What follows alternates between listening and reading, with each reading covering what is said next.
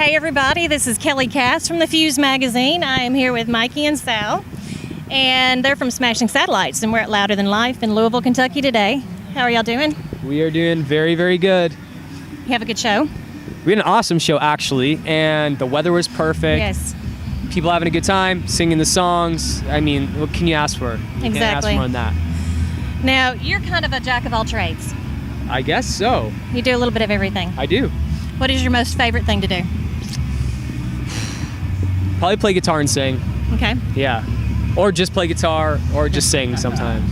Just whatever. Yeah. What's yours? My favorite thing is actually playing the drums. Yeah. Outside of drums, I would say hockey. Awesome. Yeah. Now, that is one thing about drummers. You never get a break. Never. Wide No. open the whole time. The whole time, and I just And I love don't to see hit how y'all stuff. do it. I just love to hit stuff. And then after the show, there's just girls all over, and you have to tend to them, I too. know. It's just brutal being a drummer. Yeah, because you just sit there and watch the drummers, and you're like, how on earth do they do it that long? I know, and you know what? I wonder how I do it myself, but every night it's amazing. And You do it, I always pull through. Now, with all your music, all different genres that have influenced you, what would be the one person musically that has influenced you the most? I'd probably have to say Don Henley from the Eagles. Okay. Yeah. Why?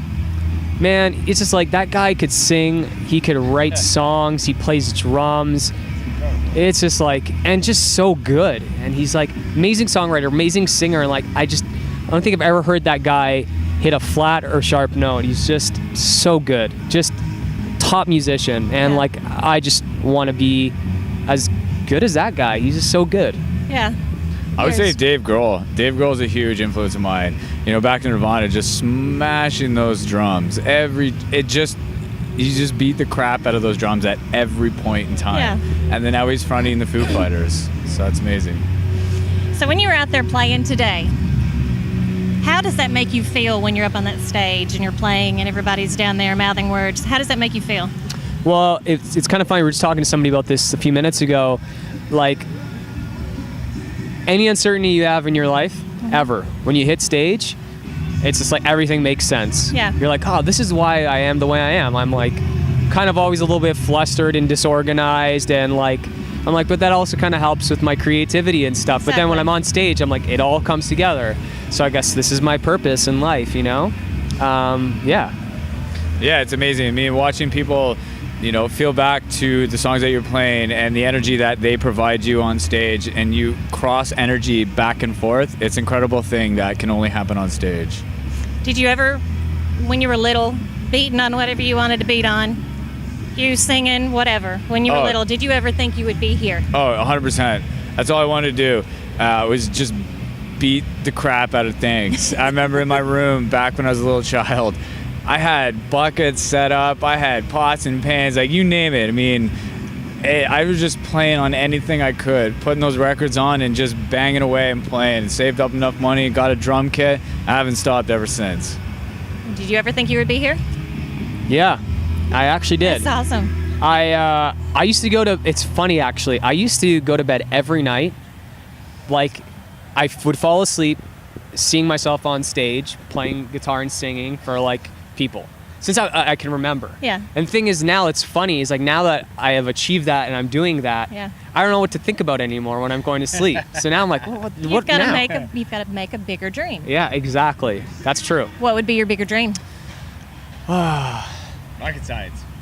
I don't. Oh, wow. That's Yeah. got a lot of math and stuff involved with that. I can't do that. Yeah, I'm screwed. I can count can't to do 4. it. To go, I guess go into space would be pretty awesome. Actually, I would love to do to live underwater in the ocean for like a month, because I love sharks. Like, Yeah. my God, do I love sharks. So, or if I could find a time machine and go back to prehistoric times, I would love to walk around with dinosaurs. Well, there you go. Yeah. That would be different. Yeah. Now, where would be your bucket list place to play?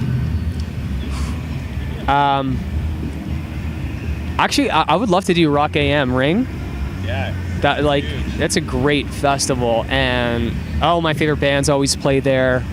I'd probably say that. One for me was actually Madison Square Garden, and then I got lucky enough to actually play that place a few years ago, which is amazing because I had this DVD, or actually probably was VHS, of Led Zeppelin playing Madison Square Garden. It's just like, so pulling up there in a bus and like walking down the same places I saw on that VHS for years. I'm like, oh my God, like that's where Robert Plant's dressing room was, and we're right there now. And it's just like, and then it's just cool. It's just like, that happens to us a lot though. We play venues that like we grew up watching band videos and stuff at, so. Wembley Stadium, for sure. Wembley. I've had a couple of people say Wembley. Queen, Fuze, Coldplay, like everyone who's like Bowie, everyone's played there. I'd love to do Wembley Stadium. Now, if no one had ever heard your music before, how would you describe it? Okay, so we said if Nirvana had a baby with Queen, then that baby had a baby with Zeppelin, and then that baby had a baby with Michael Jackson, and then that baby had a baby with oh my God. Placebo. That's our band. There you go. Now, tell me about your new album. So we're working on a record right now. We're actually, this is our last show probably for this year, and then we're going to be in the studio writing and recording, and hopefully we'll have a single out to radio in the new year, and a record to follow that. Awesome. And last question, favorite tattoo that you have? Okay, so when I was 15 years old, I was on a school trip, and I wanted to get tattoos so bad. My parents were like, you can't get a tattoo. So I'm like, you can't tell me no. I was like, if you say no to me, I say yes. And then even if I don't want to do it, I'm just going to do it because you said no. Exactly. So I was in New York with some friends, and we snuck out of our hotel room at 3 a.m, flagged down a taxi, and we went into like some ghetto neighborhood in New York City, the 24-hour tattoo place, and we all got tattoos on our asses of Toronto Maple Leafs.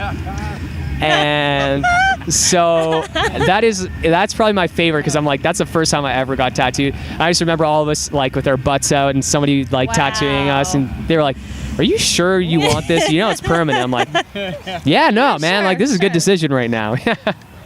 I would say my favorite tattoo would have to be turn around so we can see. Right there.